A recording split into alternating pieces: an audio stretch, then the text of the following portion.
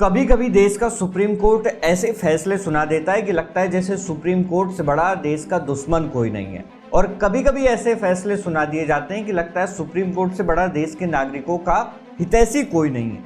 लेकिन अगर वास्तविकता देखी जाए तो ये निर्भर करता है सुप्रीम कोर्ट के अंदर बैठे जजों पर। जी हाँ, हाल ही में मध्य प्रदेश के खजुराहो में बने एक जावेरी विष्णु मंदिर को लेकर दायर याचिका को खारिज करते हुए जब सुप्रीम कोर्ट के सबसे बड़े जज BR गवई ने यह कह दिया कि जाओ अपने विष्णु भगवान से जाकर कहो हम कुछ नहीं कर सकते, तो उस वक्त ऐसा लगा था कि देश की बहुसंख्यक हिंदुओं की जो आबादी है उनके मुद्दों पर अगर चीफ जस्टिस ऐसे बयान देते हैं तो आम जनता को आखिर न्याय कैसे मिलेगा।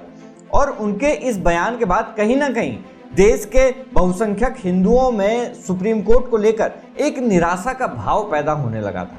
लेकिन लोगों की वो आशा तब वापस लौट आई जब सुप्रीम कोर्ट के ही कुछ और जजों ने रामलीला के एक मुद्दे पर इलाहाबाद हाई कोर्ट के एक फैसले पर रोक लगा दी। जी हाँ दोस्तों, इलाहाबाद हाई कोर्ट ने पिछले 100 साल से उत्तर प्रदेश के एक स्कूलों में चल रही रामलीला के आयोजन पर रोक लगा दी थी। लेकिन सुप्रीम कोर्ट ने इलाहाबाद हाई कोर्ट के उस फैसले को रद्द कर दिया और कहा कि रामलीला उसी जगह पर आयोजित कराई जाएगी। चलिए आपको बताते हैं कि पूरा मामला आखिर है क्या। नमस्कार, मैं हूं उमेश द्विवेदी और आप देख रहे हैं सरकारी मंथन। दोस्तों, उत्तर प्रदेश के फिरोजाबाद जिले में टुंडला नाम की एक जगह है। वहां पर एक स्कूल के खेल के मैदान में हर साल रामलीला का आयोजन किया जाता है। जी हाँ, वही रामलीला जिसमें भगवान राम की कहानी को नाटक के जरिए दर्शकों को दिखाया जाता है। यह आयोजन बहुत पुराना है और लोग कहते हैं कि वहां पर इसे करीब 100 साल से आयोजित कराया जाता आ रहा है। अब जाहिर सी बात है कि 100 साल पहले तो वो स्कूल वहां पर बना भी नहीं होगा, लेकिन फिर भी इस बार रामलीला को लेकर एक बड़ा विवाद खड़ा हो गया।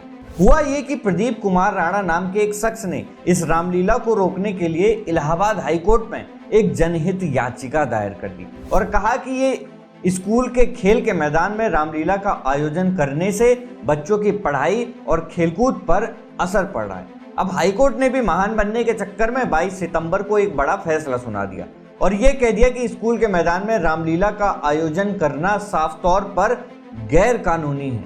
हाईकोर्ट ने आदेश दिया कि इस मैदान का इस्तेमाल रामलीला के लिए नहीं किया जा सकता और ऐसे आयोजनों के लिए स्कूल के मैदान का प्रयोग नहीं किया जाना चाहिए। लेकिन इस फैसले के बाद उस रामलीला का आयोजन करने वाली संस्था, जिसका नाम है श्रीनगर रामलीला महोत्सव, भड़क गई, क्योंकि उनका कहना था कि हाईकोर्ट ने यह फैसला सुनाने से पहले उनकी बात तक नहीं सुनी। रामलीला कमेटी पहुंच गई सुप्रीम कोर्ट। अब लोगों को लगा था कि सुप्रीम कोर्ट में भी तो बड़े वाले जज BR गवई साहब विराजमान हैं, जो ऑलरेडी हिंदू मंदिरों को लेकर फालतू बयान देते रहते हैं। ऐसे में रामलीला कमेटी ने याचिका तो दायर कर दी थी, लेकिन कहीं ना कहीं उन्हें सुप्रीम कोर्ट से भी कोई आशा नहीं थी। लेकिन यहां तब सारा गेम पलट गया जब इस केस की सुनवाई के लिए जो बेंच बिठाई गई थी उसमें BR गवई शामिल ही नहीं थे।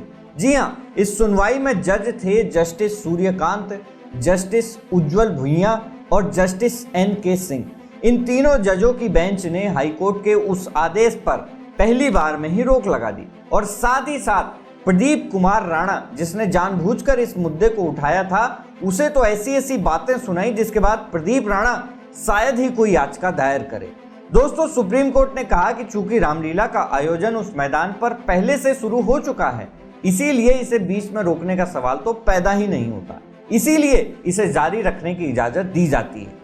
दूसरा, सुप्रीम कोर्ट ने यह भी कहा कि हाईकोर्ट को रामलीला रोकने से पहले वहां के स्थानीय प्रशासन से बात करनी चाहिए थी और भविष्य में ऐसे आयोजनों के लिए कोई दूसरी जगह ढूंढने की कोशिश करनी चाहिए ताकि स्कूल का मैदान बच्चों के लिए रहे और वो बिना किसी रुकावट के खेल सकें।